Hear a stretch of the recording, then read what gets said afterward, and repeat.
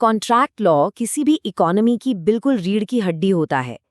आज के इस गहरे विश्लेषण में हम एक कॉन्ट्रैक्ट के जन्म से लेकर उसके स्टेट एनफोर्स्ड एग्जीक्यूशन तक के पूरे लाइफ साइकिल को मास्टर करेंगे। इंडियन कॉन्ट्रैक्ट एक्ट 1872 और स्पेसिफिक रिलीफ एक्ट 1963 की इन बारीकियों को पूरे अधिकार के साथ समझना बिल्कुल आवश्यक है। तो इस स्ट्रक्चर्ड रोड मैप के जरिए हम इन 5 स्टैट्यूटरी यूनिट्स को कंप्लीटली नेविगेट करेंगे, एक वैलिड एग्रीमेंट बनने से लेकर उसकी रेमेडीज तक का पूरा सफर। चलिए सबसे पहले फॉर्मेशन, ऑफर और कंसिडरेशन पर आते हैं। आखिर इंडियन ज्यूरिस्प्रूडेंस में एक लीगली एनफोर्सेबल एग्रीमेंट बनता कैसे है?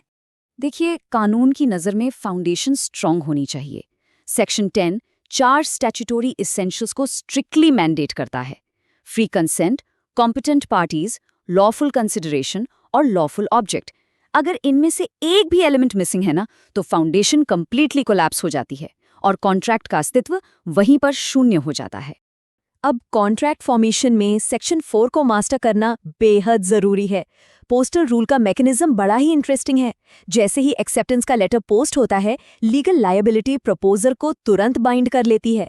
रिवोकेशन का विंडो यहाँ सच में ऑलमोस्ट ना के बराबर होता है। अब इन लैंडमार्क केसेस को ध्यान से देखते हैं। कार्लिल केस और वो फेमस स्मोक बॉल एडवर्टाइजमेंट, इसने स्थापित किया कि जनरल ऑफर में परफॉर्मेंस ही अपने आप में एक्सेप्टेंस है। वहीं हावी वर्सेस फेसी स्ट्रिक्टली क्लियर करता है कि किसी प्रॉपर्टी का लोएस्ट प्राइस बताना सिर्फ एक इन्विटेशन टू ट्रीट है, ऑफर नहीं। और भगवंत दास केस इस्टेब्लिश करता है कि टेलीफोन जैसे इंस्टेंटेनियस कम्युनिकेशन में पोस्टल रूल फेल हो जाता है। कॉन्ट्रैक्ट वहां फॉर्म होता है जहां एक्सेप्टेंस सुनी जाती है, न कि वहां से जहां से बोली जाती है।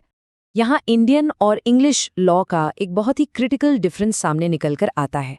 चिन्नैया केस कहता है कि सेक्शन 2D के तहत कंसिडरेशन किसी थर्ड पार्टी से भी मूव कर सकती है, और जबकि English law strict privity of contract मानता है, जहां स्ट्रेंजर स्यू नहीं कर सकता।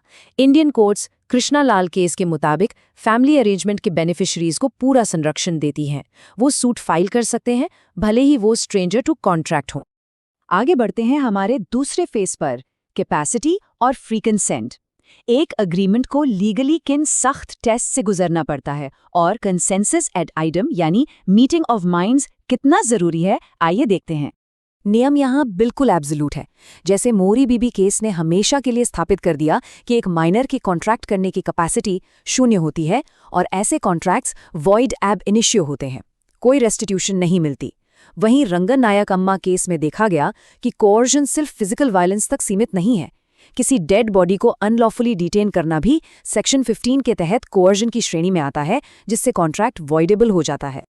अब फिड्यूशियरी रिलेशनशिप्स की बात करें तो इंचेनोरिया केस दिखाता है कि इक्विटी यहाँ बर्डन ऑफ प्रूफ सीधा डोमिनेंट पार्टी पर डाल देती है। अनड्यू इन्फ्लुएंस को डिस्प्रूव उन्हें ही करना होगा, और एसेंशियल फैक्ट्स पर मिस्टेक के लिए पियरलेस केस एक बड़ा लैंडमार्क है। जब दोनों पार्टीज 2 अलग-अलग पियरलेस नाम के जहाज के बारे में सोच रही थीं, तो उनका कंसेंसस एडाइडम पूरी तरह नष्ट हो गया और कॉन्ट्रैक्ट तुरंत वॉइड माना गया। एक बहुत ही कॉमन कंफ्यूजन जिसे क्लियर करना जरूरी है, वेजरिंग अग्रीमेंट्स और कंटिंजेंट कॉन्ट्रैक्ट्स के बीच का फर्क। वेजरिंग अग्रीमेंट्स प्योरली स्पेक्यूलेटिव होते हैं, एक जीतेगा दूसरा हारेगा, कोई आउटसाइड इंटरेस्ट नहीं। इन्हें सेक्शन 30 स्ट्रिक्टली वॉइड मानता है।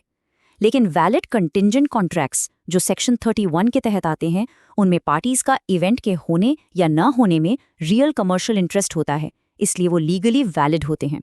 तो अब ये विश्लेषण एक कॉन्ट्रैक्ट की मृत्यु यानी उसके एंड की तरफ बढ़ता है।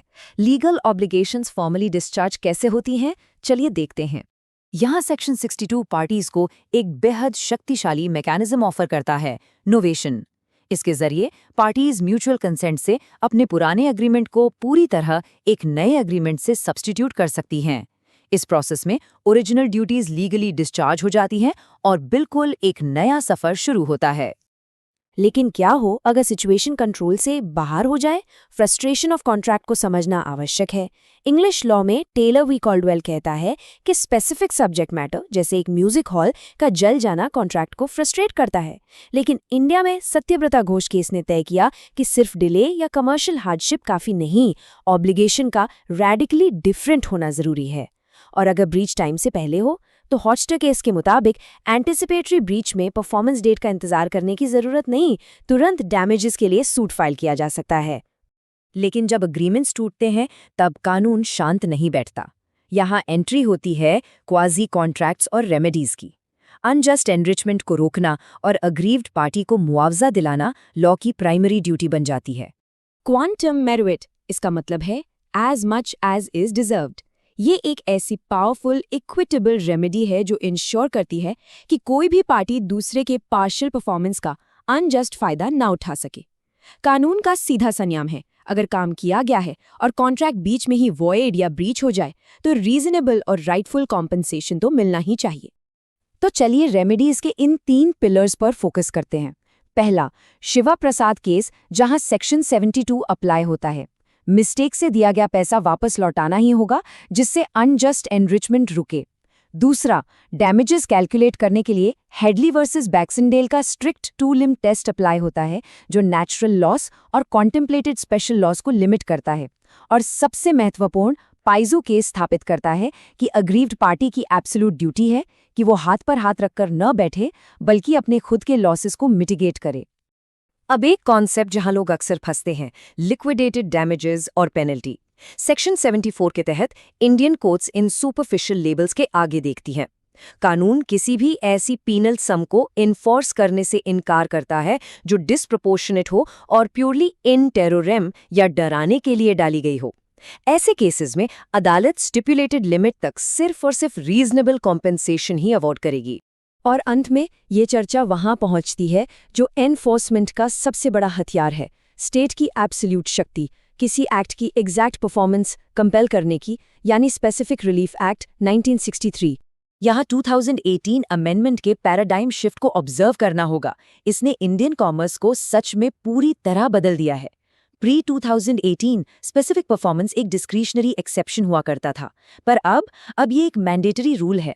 एक्सेप्शन सिर्फ वहां अप्लाई होता है जहां कंटिन्यूअस सुपरविजन की जरूरत हो या पर्सनल एक्ट्स इन्वॉल्व हों। और ध्यान रहे, सेक्शन 20A स्ट्रिक्टली मैंडेट करता है कि इंफ्रास्ट्रक्चर प्रोजेक्ट्स को हॉल्ट करने वाले इंजंक्शंस अब अलाउ नहीं किए जाएंगे। दलपत कुमार केस को ही देख लीजिए। सुप्रीम कोर्ट ने अनइक्विवोकली क्लियर कर दिया है कि प्रॉपर्टीज सेल जैसे मैटर्स में टेम्पररी इंजंक्शन हासिल करने के लिए एक इक्विटेबल टेस्ट के 3 रिगरस प्रॉन्ग्स को सेटिस्फाई करना अनिवार्य है।